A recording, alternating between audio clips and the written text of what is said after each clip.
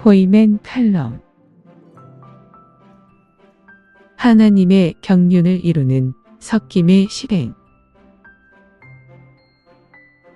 이제 베드로 전서 라이프 스터디에 대해서 좀 교통하고요. 뒷부분에서는 이제 이번에 전국 자매운동교회 훈련에서 주신 말씀을 좀 교통하도록 하겠습니다. 이 베드로전서는 아까도 강자매님 얘기했지만 베드로라는 사람, 본래는 시몬이었죠. 시몬인데 베드로로 게바라고 바꿔줬죠. 근데 베드로는 갈릴리 사람이고 어부잖아요. 뱃사람. 어부는 어떻게 해요? 아주 거칠어요. 거칠어.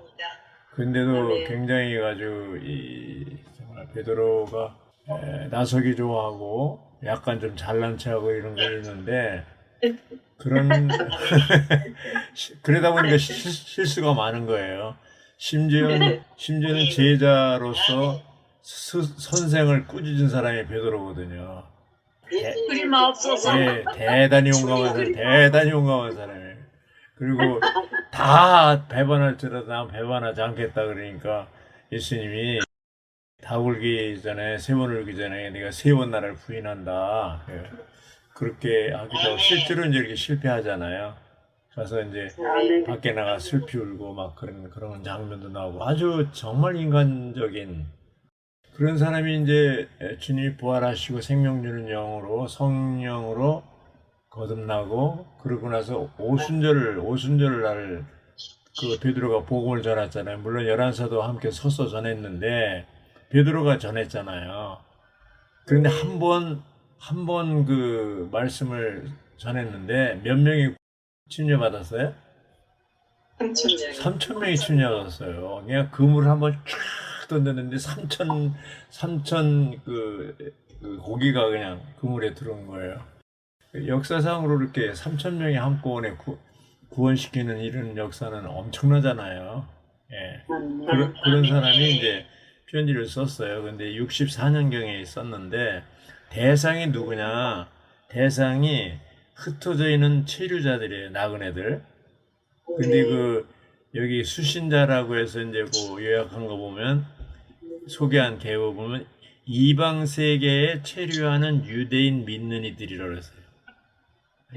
이방 세계에 체류하는 유대인 믿는 이들.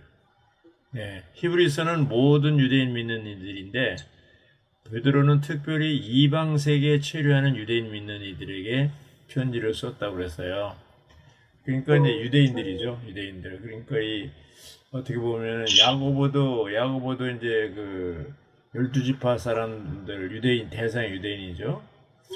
그래서 이런 걸 볼 때 하여튼 이 유대인 믿는 이들에 대한 그 당시에 분위기가 이런 유대인 믿는 이들이 많이 어려움을 당하고 율법과 그리스도 사이에서 왔다 갔다 하고 이런 이제 사이인데 흩어져서 사는데 어디서 흩어져서 사냐면 여기 나오잖아요. 본도, 갈라디아, 갑바도기아, 아시아, 비두니아 여기 그렇죠? 소아시아죠. 여기 전부. 근데 저는 이 체류자들이라는 말이 상당히 관심인데 체류자가 뭐예요? 나그네 우리말로. 나그네인데 이제 베드로는 나중에 거룩한 나그네라는 말을 썼어요. 거룩한 나그네. 예. 우리가 이 나그네라는 말이 상당히 얼마나 좋은 말이에요. 근데 이제 아브라함과 이삭과 야곱을 보더라도요. 이분들이 다 무슨 생활을 했어요? 천막 생활. 장막 생활을 해요. 장막 생활. 천막이라는 유목민처럼 살다가 그냥 옮기는 거잖아, 이렇게. 그리고 이 땅에서 영원히 사는 게 아니라 나그네로서 살다 가는 거잖아요. 사실 우리들도 사실 어떻게 보면은 사는 건 아파트 살고 있고 개인집에 살고 있지만 다 거룩한 나그네들이에요. 어차피 이 땅에 나그네들로서 이렇게 살잖아요. 그죠? 누구야? 철로역정. 존 버년이 쓴 철로역정도 보면 기독도, 크리스찬이라는 이제 이 사람이 주인공으로 돼가지고 인생을 거쳐가는 그 과정을 쫙 이렇게 그림을 그렸잖아요. 그런 걸 보면은 어떻게 보면 우리는 거룩한 나그네들로서 이 땅에 살다가 이제 가는 거죠. 결국 우리가 얼마나 더 사는지 모르지만 서로 살지 모르지만 이제 하나하나 이렇게 가잖아요. 앞서가고 얼마 전에도 안학성님도 가시고 이렇게 했는데 이런 걸 볼 때 이 체류자들이라는 말이 저는 상당히 그 마음에 들어오고요. 그 이제 주로 이 1장 5절에 여러분이 이렇게 교통하셨는데 거기에 이제 무슨 말이냐면 구원에 이르도록이란 말 나오잖아요. 위트니스 형제님이 이 구원에 이르도록이란 이 말 때문에 아니 구원 받았으면 받는 거지 구원에 이르는 건 또 뭐냐 그거에 대해서 이제 쭉 계속 그 얘기하잖아 메시지 7번에 그래서 이런 걸 볼 때 무슨 구원이 세 단계 있다 그랬잖아요. 초기 단계가 있고 또 뭐 있어요? 전진 단계가 있고 또 완성 단계가 있다 그랬잖아요. 이 초기 단계는 이제 거듭나는 거고 전진 단계는 혼이 변하고 완성 단계는 몸이 변형되는 거잖아요. 우리가 다 알고 있는 거예요. 근데 어쨌든 우리는 이제 과정 가운데서 이렇게 사는데 우리가 믿는 예수님은 지금 우리가 얼굴은 볼 수 없잖아요. 네? 그러니까 여기 있는 것처럼 여러분 예수 그리스도를 뵌 적이 없으면서도 사랑합니다 그랬잖아요. 그 얼마나 베드로가 이 문장이 너무나 놀랍잖아요. 그죠?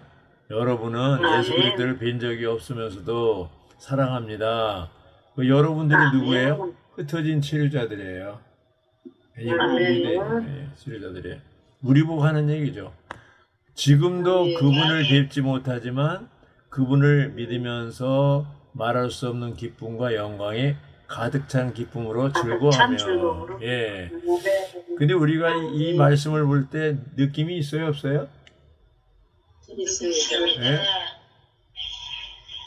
예수님을 뵌 적이 없고 사랑은 하는데 또 지금도 그분 못 뵀는데 그분을 믿으면서 믿는다면 어떻게 돼요? 말할 수 없는 기쁨.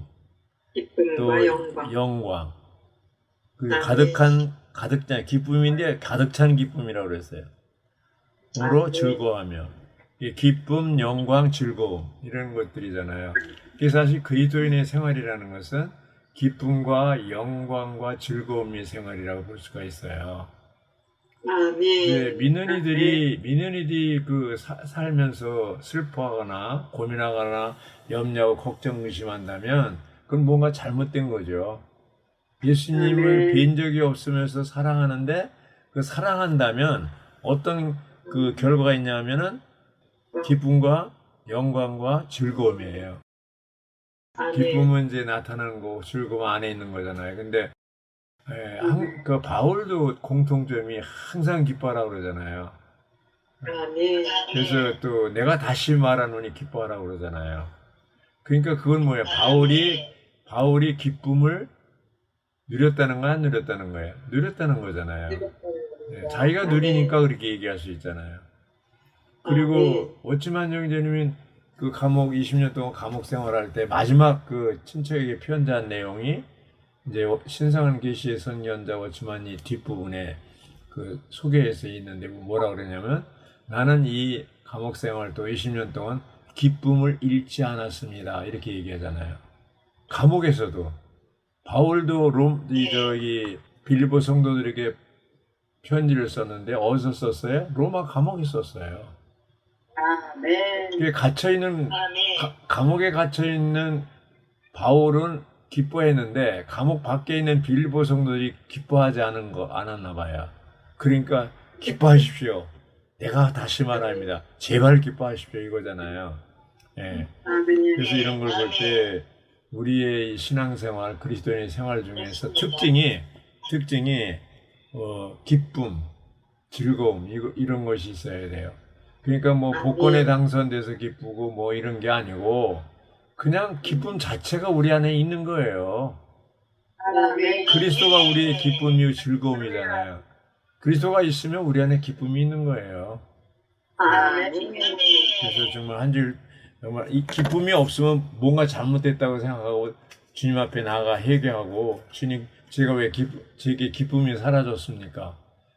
다시 회복해 주십시오 하고 이렇게 해야 돼요. 그러니까 뭐 아멘. 기뻐한다고 즐거워한다고 막 하고 뭐 길가에 가서 미친 사람처럼 하라는 게 아니고 우리의 존재 자체가 안식과 만족과 기쁨이 그냥 있는 거예요. 그냥. 네. 아멘. 그냥 있는 거예요. 저는 이숙자님 뵐 때마다 아주 그 잔잔하게 그냥 조용조용히 얘기하는데 그래도 항상 그 뭔가 기쁨이 있어요. 예. 아멘. 감사가 있는 그런 생활. 자매님들 그걸 못 느끼세요? 느끼잖아요. 그래서 우리가 아멘. 이렇게 서로 이렇게 기뻐하는 생활, 감사하는 생활 이것이 넘치기를 바라고요. 여기까지 이제 여기까지 하고요. 아이고 시간이 많이 갔는데 조금 더 해도 돼요? 예. 여기 이제 이 전국 자매 온전케 하는 훈련이요.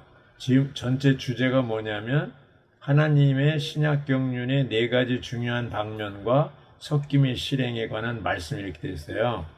이제 시간이 없기 때문에 다 자세히 얘기할 수 없고, 그러니까 하나님의 경륜의 4가지 중요한 방면이 첫째 방면은 뭐냐? 모든 걸 포함한 그리스도예요. 둘째 방면은 믿음이고, 셋째 방면은 그 영과 사람의 영이고, 넷째 방면은 새 예루살렘인데, 이제 하나님의 경륜의 관점에서 볼 때 첫째 방면의 그 그리스도는 하나님의 경륜의 중심성과 우주성이라는 거고요. 믿음은 하나님의 영원한 경륜의 영역과 요소라고 그랬어요. 그리고 이제 그 영과 사람의 영에서 셋째 방면에 하나님의 경륜의 초점과 표적이라고 그랬어요. 네, 그 영과 사람의 영이 연합된 영을 얘기하는 거예요. 그래서 이 연합된 영에 대해서 오늘 기독교는 잘 모른다는 거죠. 그리고 이제 새 예루살렘은 하나님의 경륜의 관점에서 볼 때 하나님의 경륜의 완결이라는 거죠.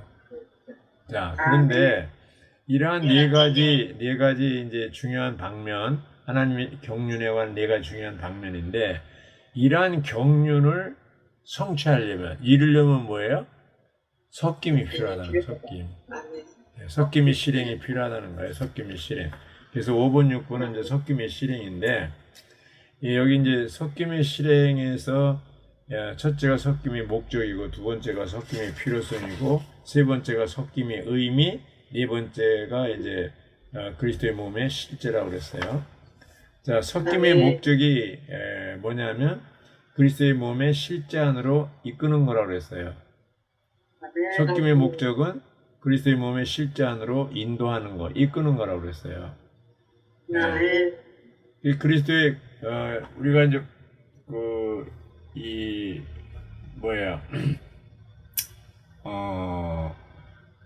거듭나고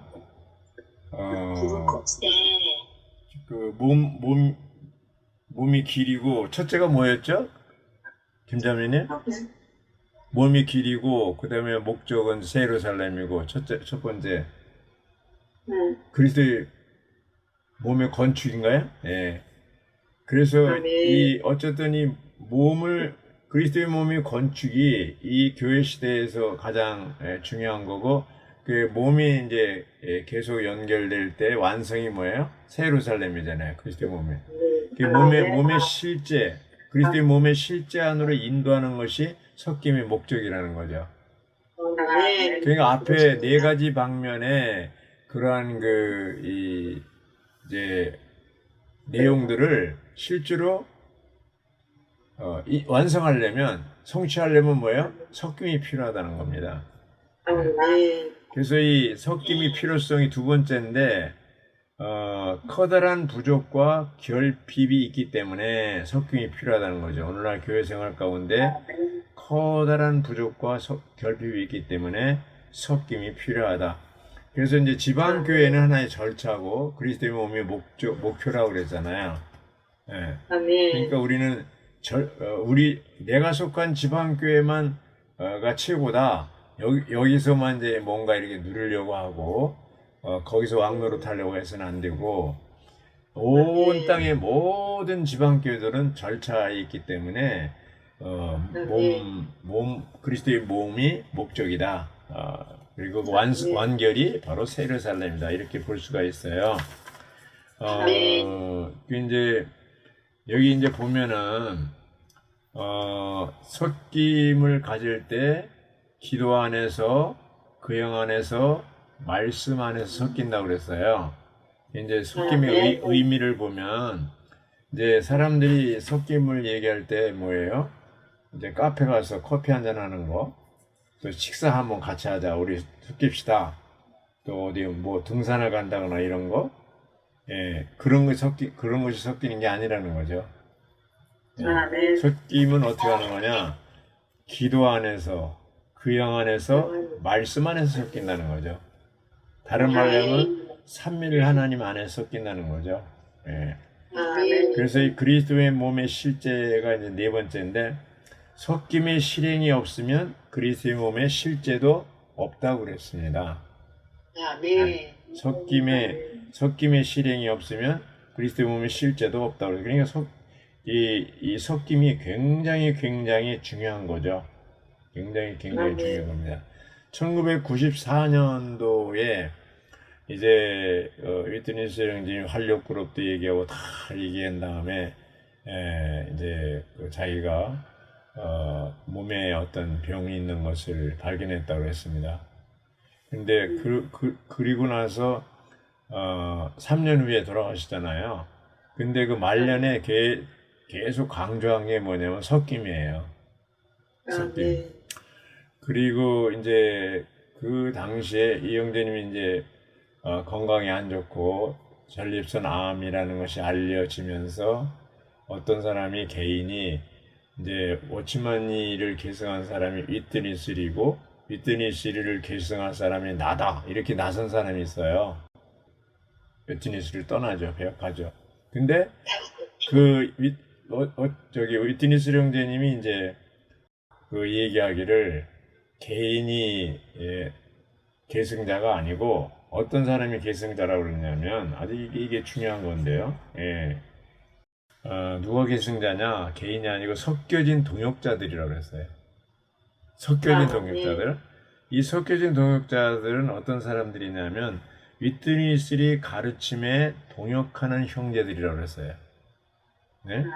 그리고 또 위트니스리와 함께 노예로 섬기는 형제들이라고 그랬어요. 네.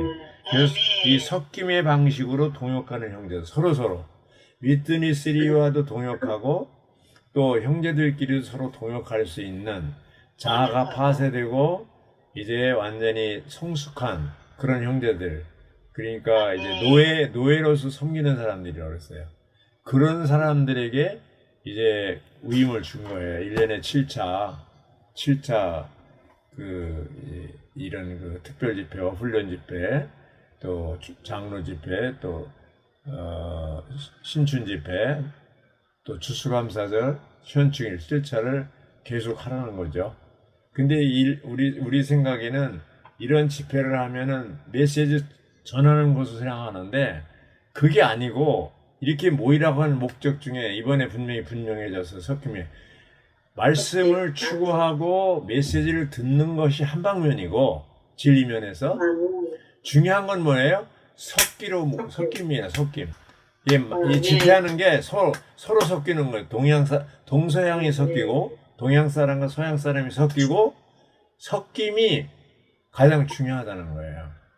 그래서 이 교통이 100가지 병을 치료하고 교통이 100가지 길을 연다고 그랬는데 그 교통을 강조하고 그다음에 이제 말년에 가서 섞임을 강조하고 섞임이 100가지 병을 치료하고 섞임이 100가지 길을 연다는 거죠. 그래서 이런 걸 생각할 때 정말 우리가 이 섞임을 하려면 대가를 지불해야 되고 그래서 이제 줌을 하고 이렇게 온라인으로 해서 하는 것도 진리면에서는 도움을 받을지 모르지만 실제로 현장에서 대면에서 섞이지 않으면 어떻게 돼요? 건축이 안 되는 거예요. 이게 그리스도의 몸에 실제가 없는 거예요. 그래서 그거를 지금 대만에도 한동안 못했지만 지금 대만의 전체 성도들이 아주 이 섞임에 대한 이 상태 아주 수준에 올라간 거예요. 업그레이드 해가지고. 그 이번에 6월 달에 8월 달에 갔던 이번에는 이제 8월 달에는 233명이 가고 또 6월 달에도 50명인가 몇 명 갔는데요. 갔다 온 사람이 이제는 완전히 놀래버린 게 뭐냐면 우리가 지금 뭐 몇 년, 100년 떨어졌다고 또 30년 떨어졌다고 그래요. 그게 뭐냐면 섞임의 실제가 그리스도의 실제가 섞임이라고 그랬잖아요. 그 그리스도의 실제가 대만에 있는 교회들 가운데 나타났다는 거예요. 그걸 본 거예요. 네. 아멘. 그러니까 이상수 선생님이 살아계실 때 나는 아직도 그리스도의 몸의 실제를 못 봤다 이렇게 했는데 그 실제 그리스도 몸의 실제가 섞임이라고 그랬잖아요. 섞임이 없으면 그리스도 몸의 실제가 없다는 거예요. 대만에 있는 교회들이 이제 그 단계에 업그레이드가 올라간 거예요. 그래서 정말 교회 생활이 아주 놀랍고 그 실제가 다 있는 거예요. 그리스도 몸의 실제가. 그래서 우리도 남한에 있는 교회들도 더 섞이고 대가를 지불해서 섞이고 독립적이지 말고 대가를 지불해서 섞이고 이제 이기는 자로서 함께 전진할 수 있기를 바랍니다. 아멘.